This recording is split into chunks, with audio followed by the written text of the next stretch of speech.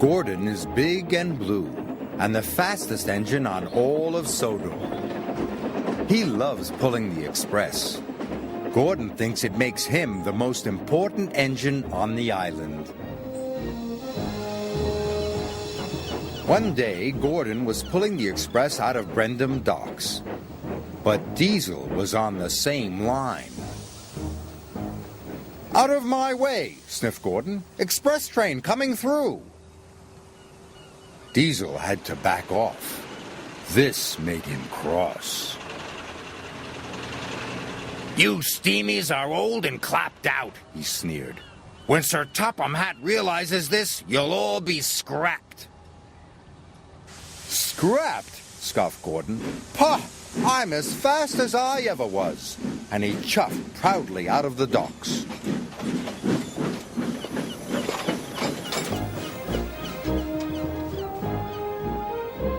Gordon was speeding through the beautiful countryside. He was having a wonderful day. But then he heard a horrible squeaking noise. Gordon was upset. Squeaking could only mean one thing. Something was wrong. What if Diesel's right, he thought. What if Sir Topham Hatt scraps me?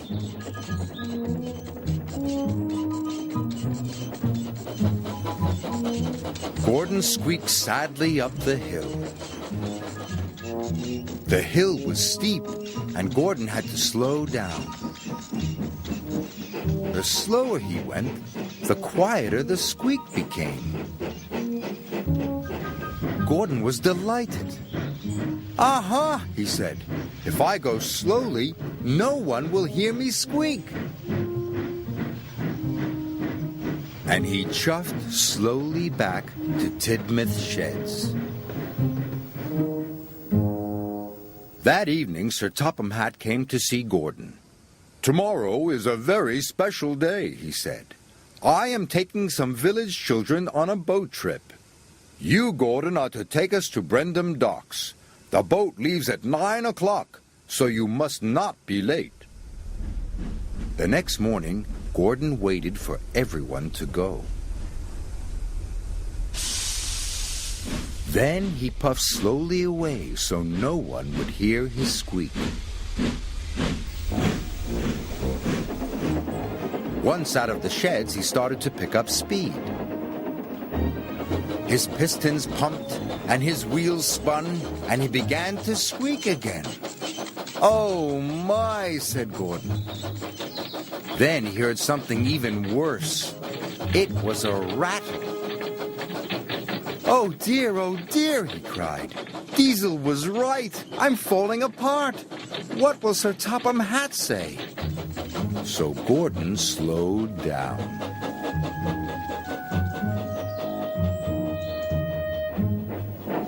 Gordon crawled slowly into the station to collect the children.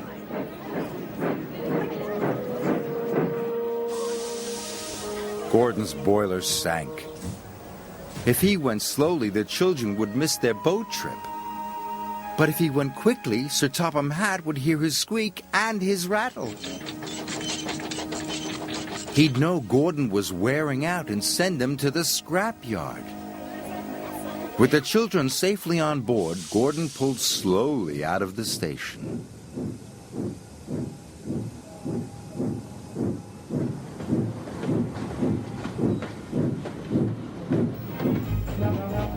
Gordon chuffed slowly through the countryside.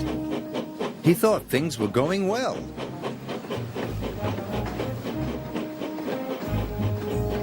But Sir Topham Hatt was very cross.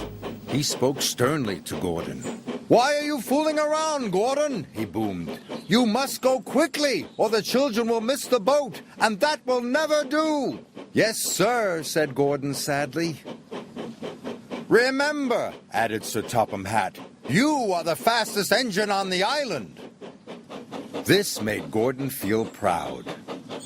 "This might be my last trip," he said, "but I'll get the children to their boat on time." His wheels turned faster. His pistons pumped harder. Must be on time, he puffed.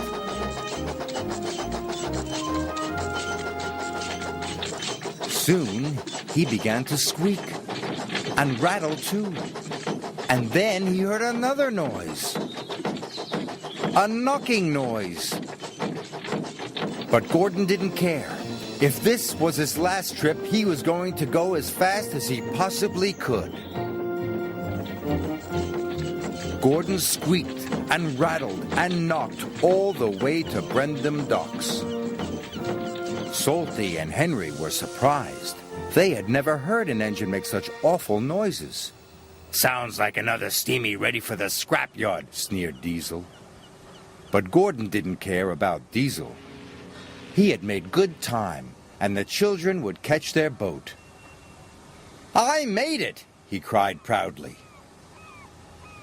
"Thank you, Gordon," shouted the children happily.